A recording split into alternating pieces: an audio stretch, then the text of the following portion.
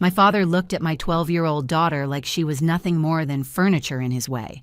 Not his granddaughter, not family, just an inconvenience standing between him and his perfectly orchestrated Thanksgiving dinner. The dining room chandelier cast shadows across his face as he raised his hand and pointed toward the kitchen, his gold wedding band catching the light. "You can eat in the kitchen," he said, his voice carrying that same tone he'd used for 40 years to dismiss anyone he deemed unworthy of his time. Adults only at this table. I watched my daughter's face crumble in slow motion. Meredith had spent an hour that morning styling her hair, picking out her best dress, practicing what she wanted to tell everyone about her science fair win.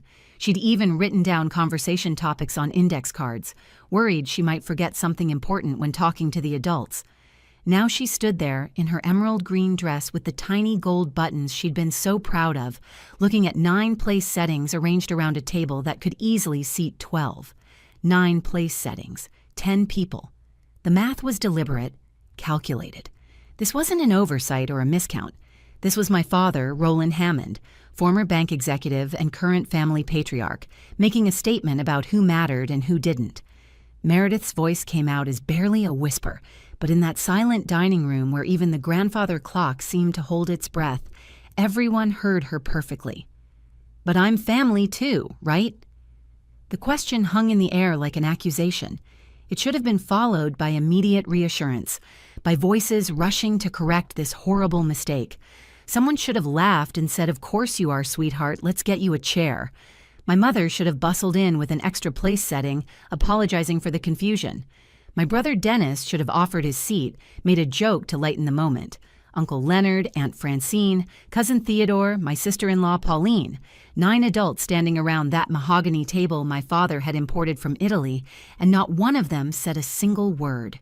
The silence stretched on, each second feeling like a betrayal. I could see my mother Vivian's hands clasped so tightly her knuckles were white, but her eyes stayed fixed on the china plates she'd spent all morning arranging. Dennis suddenly became fascinated with adjusting his tie. Pauline examined her manicure. Uncle Leonard cleared his throat but offered nothing more. Aunt Francine, who never met a silence she couldn't fill with gossip, stood mute. Even Theodore, who'd been boasting about his Harvard acceptance just minutes earlier, found nothing to say. They all just stood there, waiting for this uncomfortable moment to pass, waiting for Meredith to shuffle off to the kitchen where they'd set up a TV tray next to the microwave, waiting for dinner to proceed as planned. The important family discussions my father had mentioned, the adult conversations that apparently couldn't tolerate the presence of a 12-year-old girl who'd made honor roll 3 quarters in a row. I looked at my daughter's face and saw something break behind her eyes. Not just disappointment, but understanding. The sudden, crushing realization that these people she'd drawn pictures for, who sent her birthday cards signed with love, who posted photos with her on social media, talking about their precious granddaughter and niece, would stand by and watch her be humiliated without saying a word. So I did what any parent would do when faced with choosing between family tradition and their child's dignity. I took my daughter's trembling hand in mine, feeling how cold her fingers had gotten, how small she still was despite trying so hard to be grown up enough for their table. "We're leaving," I said, my voice cutting through their comfortable silence. My father scoffed, that dismissive sound he'd perfected over decades of board meetings and business dinners. "Don't be dramatic, Alexandra. It's just one meal." But it wasn't just one meal. It was every time they'd talked over her when she tried to join conversations. Every family photo where she was asked to step aside so they could get one with just the adults. Every holiday where her achievements were brushed aside, while Dennis's most minor accomplishments were celebrated with champagne toasts.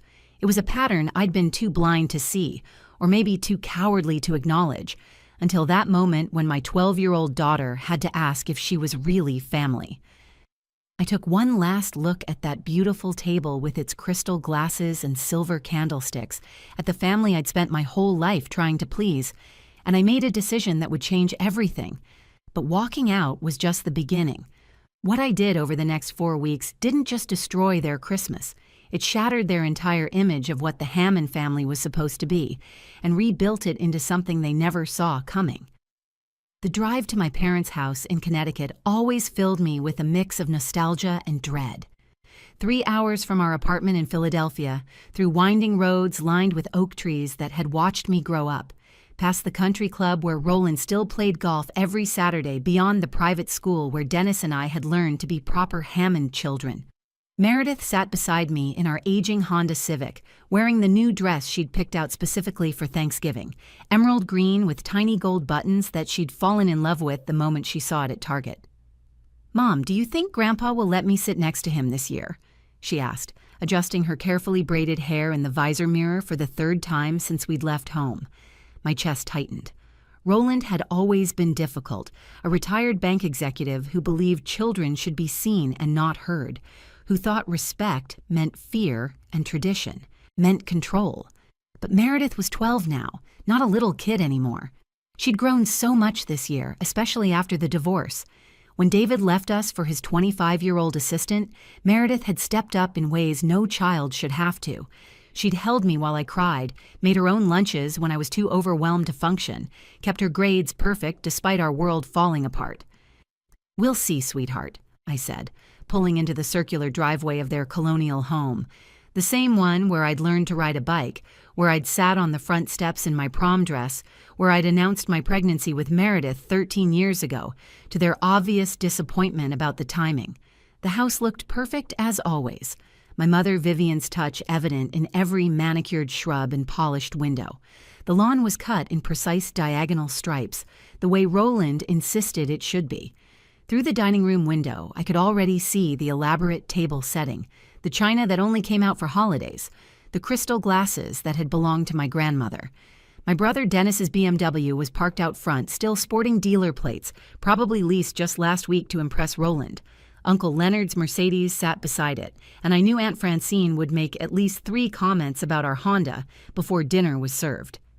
"Remember what we talked about," I said to Meredith, trying to inject confidence into my voice that I didn't feel. "Best behavior, okay?" She nodded eagerly, pulling out the index cards from her pocket one more time. I practiced my conversation topics. I can talk about my science fair project where I won 2nd place, or the book I'm reading for English class, or how I'm helping coach the younger kids in soccer. My heart broke a little, watching her prepare talking points for a family dinner like she was preparing for a job interview. But that's what Hammond gatherings had become, performance evaluations disguised as holiday meals. Walking up those front steps, I noticed things I'd tried to ignore before. The family photos displayed in the entrance window were all of Dennis, his graduation, his wedding, his promotion celebrations. The one photo of Meredith was tucked behind a vase, barely visible. I'd sent them dozens of pictures over the years, school photos, birthday parties, her soccer championship. Apparently, none had made the cut for prominent display. Vivian opened the door before we could knock, her smile perfectly practiced, the same one she wore at charity luncheons and country club gatherings. "Alexandra, you made it," she said, as if my attendance had been in question. "And Meredith, don't you look nice?" But she didn't really look at Meredith. Her eyes skimmed over my daughter the way you'd glance at furniture, acknowledging its presence without real interest. She patted Meredith's head absently, already turning toward the living room where the sound of Roland holding court carried through the hallway.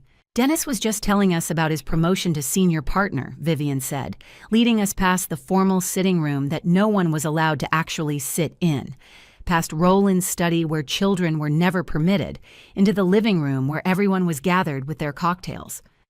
The room fell into that particular rhythm of a Hammond family gathering. Roland in his leather chair like a king on his throne, Dennis standing by the fireplace in his 3-piece suit that probably cost more than I made in a month, Pauline draped on the arm of Dennis's chair like an accessory, her diamonds catching the light every time she moved her hands. Uncle Leonard was already on his 2nd scotch. Aunt Francine was examining the room for changes to gossip about later, and Theodore stood stiffly by the window, a younger version of Roland in training. This was the family I'd grown up in, the one I'd tried so hard to please, never quite measuring up to their standards. Now I was bringing my daughter into it, watching her straighten her dress and practice her smile, hoping this time would be different. The moment we walked into that living room, I sensed something was off. The conversation stopped abruptly, like we'd interrupted something important. Roland didn't even look up from his scotch when he spoke. "There's my successful daughter," he announced, though the sarcasm in his voice was barely concealed. Dennis was just telling us about his promotion to senior partner at Whitman and Associates, youngest in the firm's history. Dennis stood there in his three-piece suit, trying to look modest while Pauline clung to his arm like she'd won a prize. "It's really not that big a deal, Dad," he said, though his smile suggested otherwise.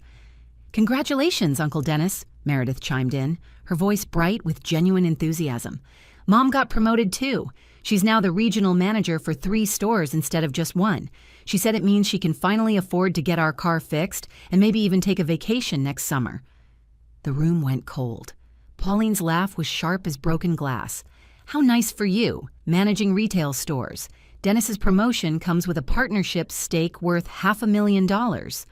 "That's wonderful," I said, keeping my voice steady while placing a protective hand on Meredith's shoulder. She was already shrinking back, recognizing the dismissal. Theodore chose that moment to insert himself into the conversation. "Speaking of achievements, did everyone hear about my Harvard Business School acceptance? Full scholarship, of course. They said my application essay about carrying on the Hammond legacy of excellence was one of the best they'd ever read." "That essay was brilliant," Aunt Francine gushed, "especially the part about learning business ethics from your grandfather. Roland, you must be so proud." "Of course I am," Roland said, finally looking up, his gaze sliding over Meredith and me like we weren't there. "It's important to maintain standards. Not everyone can, but those who do carry the family forward." Meredith tried once more, her voice smaller now. "I wrote an essay, too, for my advanced English class. My teacher submitted it to a state competition, and I won 3rd place. It was about how my mom is my hero because she works so hard and never gives up even when things are really difficult." Silence. Dennis studied his wine glass. Uncle Leonard coughed and reached for more scotch. Vivian suddenly needed to check something in the kitchen. "That's nice, dear," Pauline finally said, her tone suggesting it was anything but nice.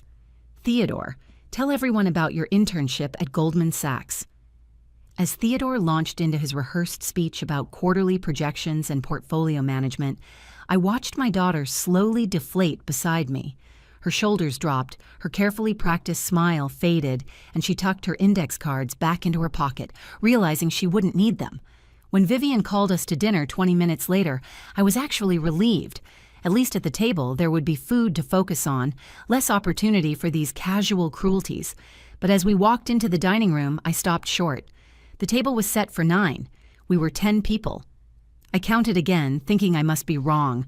Roland at the head, Vivian at the foot, Dennis and Pauline on one side, Leonard and Francine on the other, Theodore next to them. 1 empty chair beside my designated spot, 9 place settings with the good china, the crystal glasses, the silver that Vivian polished twice a year, everything perfect and deliberate. "Oh," my mother said, her voice too high, too rehearsed. I must have miscounted, how silly of me.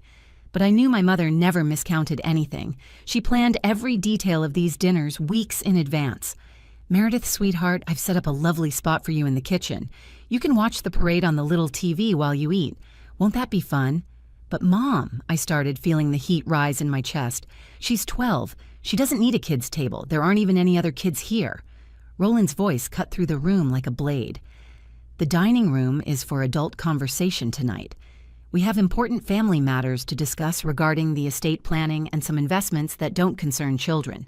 He pointed toward the kitchen with the same finger he'd used to point out our failures my entire life. "You can eat in there. Adults only at this table." Meredith's voice came out as barely a whisper, but in that silent room where even the antique grandfather clock seemed to hold its breath, everyone heard her perfectly. "But I'm family too, right?" The question hung there, a challenge wrapped in a child's confusion. My daughter, who'd practiced conversation topics on index cards, who'd chosen her best dress, who'd braided her hair 3 times to get it perfect, was asking the only question that mattered. The silence that followed Meredith's question was deafening. I looked around the room, waiting for someone to speak up. These people who claimed to love us, who sent birthday cards with love scrawled at the bottom, who posted family photos on Facebook with hashtags about blessing and gratitude. Dennis studied his wine glass like it contained the secrets of the universe. Pauline adjusted her napkin with surgical precision. Uncle Leonard cleared his throat but offered nothing more. Aunt Francine, who could find words to fill any silence when it came to gossip, stood mute. Theodore examined the chandelier. Even my mother just stood there, hands clasped, studying the pattern in the Persian rug. Not one of them said a word. I felt Meredith's hand slip into mine, her fingers cold and trembling slightly. In that moment, looking at her trying so hard not to cry, trying to maintain her composure like the proper young lady she thought they wanted her to be, something inside me snapped, not in anger but in absolute clarity, like seeing a picture come into focus after years of looking at it blurred. "You're absolutely right, sweetheart," I said, loud enough for everyone to hear, squeezing her hand. "You are family. Real family doesn't exclude 12-year-old girls from the table. Real family doesn't make children feel like they're worth less than the furniture." I stood up, still holding her hand, feeling a strength I hadn't known I possessed. "We're leaving." "Don't be dramatic, Alexandra," Roland scoffed, using the same dismissive tone he'd used my entire life. "It's just one meal. You're going to upset your mother after all the work she's put into this dinner." "No, it's not just one meal," I said, looking directly at him for perhaps the first time in years without flinching. "It's every meal where she's been pushed aside, every gathering where you've ignored her achievements while celebrating Dennis getting a new car, every family photo where she's been asked to step back so you can get one with just the adults. Every single time you've made her feel like she doesn't belong at her own family's table." Dennis finally found his voice, though he still wouldn't look at me. "Come on, Alex, don't ruin Thanksgiving over a seating arrangement. Dad didn't mean anything by it. You know how he is about formal dinners." "That's exactly the problem, Dennis. We all know how he is, and we all just accept it." "Well, I'm done accepting it." I turned to my mother, who was wringing her hands now, her perfect hostess facade cracking. "Mom, you spent 3 days cooking this meal. You called me twice to ask about Meredith's favorite dishes. You made sweet potato casserole specifically because she mentioned loving it last year. And now you're going to stand there and let her eat alone in the kitchen like hired help?" "Alexandra, please," Vivian whispered. "Let's not make a scene. We can discuss this later." "When, Mom? When she's 16? 18? When she's grown up? Believing she was never good enough for this family? There is no later. There's only right now, when my 12-year-old daughter needs someone to stand up for her." Pauline decided to interject, her voice dripping with false concern. "You're overreacting, Alexandra. Children eat separately at formal dinners all the time. It's actually quite common in proper households." "Proper households?" I laughed, but there was no humor in it. "You mean households where people care more about appearances than actual family? Where bloodline matters more than love? Where a child's worth is measured by their ability to be invisible?" Uncle Leonard shifted uncomfortably. "Now, Alexandra, your father has his way of doing things. Traditions are important." "Whose traditions, Uncle Leonard? The ones where your own children stopped coming to family gatherings 3 years ago? Where Cousin Janet only sends Christmas cards now instead of visiting? Those traditions?" The room went even quieter, if that was possible. I'd crossed a line mentioning the family members who'd already distanced themselves, the ones whose absence was explained away with busy schedules and conflicting commitments, never acknowledging the real reason they stayed away. Roland's face was turning red now, the vein in his forehead that appeared when he was truly angry beginning to throb. "If you walk out that door, Alexandra, don't bother coming back for Christmas or any other family gathering. I won't have this kind of disrespect in my house." I looked down at Meredith, whose eyes were wide, tears finally spilling over. Then I looked back at my father, this man who'd controlled our family through fear and tradition for so long that we'd forgotten what actual love looked like. "That won't be a problem," I said, my voice steady and clear, "because after tonight you won't be invited to ours." I grabbed our coats from the hall closet, helping Meredith into hers, buttoning it carefully while she tried to process what was happening. As we walked toward the door, I heard my mother's voice, small and broken. "Alexandra, please. She's my granddaughter." I turned back one last time. "Then you should have treated her like one." The drive home was quiet except for Meredith's soft sniffles. After about 20 minutes, I pulled into a McDonald's. the golden arches glowing against the dark November sky. "How about we have our own Thanksgiving? Just you and me?" She managed a small smile. "Can we get apple pies?" "We can get whatever we want. We make the rules now." As we sat in that McDonald's, eating nuggets and apple pies, watching other holiday stragglers come and go, I started planning. They wanted to exclude my daughter. They wanted to make her feel worthless. Fine. But I was going to make sure they understood exactly what they'd lost. Over the next 3 weeks, I became a detective of my own family history. I called cousin Janet first, the one who'd stopped coming to gatherings 3 years ago. "Your father did the same thing to my kids," she told me. "Said 8-year-olds shouldn't be at the adult table. When I protested, he told me I was raising them without proper boundaries." Then I reached out to Aunt Patricia, Roland's own sister who lived in Oregon. "I haven't spoken to Roland in 5 years," she admitted. "He told me my divorce was an embarrassment to the family name, said I should have stayed quiet and endured, like proper Hammond women do." Uncle Stuart, the black sheep who worked as a high school teacher instead of going into finance, shared his own story. Roland announced at Thanksgiving dinner 10 years ago that teachers were just glorified babysitters. Said it right in front of my kids.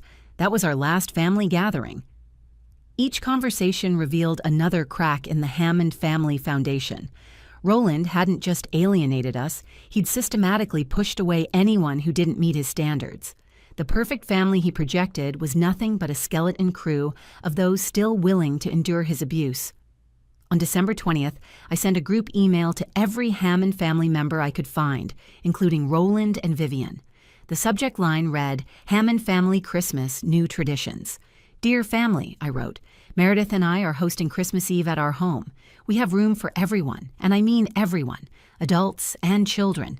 No one will eat in the kitchen unless they're helping me cook. We'll have games for all ages, a hot chocolate bar that Meredith is personally designing, and a white elephant gift exchange with a $20 limit because family isn't about how much you spend. Dinner starts at 4 p.m. Kids eat first because they're the most important guests. Every child will sit at the main table. Every voice will be heard. RSVP by December 22nd. Within hours, my phone started buzzing. Janet called in tears. "We'll be there, all of us." Patricia booked flights from Oregon that same day. Stuart and his family confirmed immediately. Uncle Leonard called, his voice uncertain. "Roland won't like this." "That's his choice, Uncle Leonard. You're welcome with or without his approval." By December 22nd, I had 23 confirmations. Everyone except Roland, Vivian, Dennis, and Pauline. Dennis called me that evening. "What are you trying to prove? You're destroying this family." "I'm not destroying anything, Dennis. I'm rebuilding it. You're welcome to be part of that, but only if you can treat my daughter with respect." Dad's furious. He says you're being vindictive. I'm being a mother. There's a difference. Christmas Eve arrived with a light snow, like something from a movie. My small row house was transformed. Meredith had spent days making paper snowflakes and stringing lights. We'd pushed all the furniture against the walls to make room for folding tables, borrowed from neighbors. The smell of cookies and hot chocolate filled every corner. They started arriving at 3:30. Janet's kids immediately attached themselves to Meredith, looking at her like she was a hero. "Mom told us what you did," her oldest said. "How you stood up to Grandpa Roland. That was so brave." Uncle Stuart brought his guitar and led the kids in carols. Patricia had everyone in tears laughing about Roland's old attempts to control her dating life. Theodore showed up at 5 without his parents, looking uncertain. "Is it okay if I'm here?" he asked quietly. "Everyone's welcome here," I told him. "That's the point." At 7 p.m., my phone rang. It was my mother. Her voice was barely a whisper. "There are only 4 of us here. Leonard and Francine went to your house. Theodore, too. The table looks so empty." "You're welcome to come, Mom. All of you are." "Your father won't allow it." "Then that's his choice. But Meredith and I made ours." Through the phone, I could hear Roland in the background ranting about respect and tradition. But in my living room, I heard something else. Laughter. Real, genuine laughter. Children playing. Adults talking without fear of judgment. Family being family. The party went until midnight.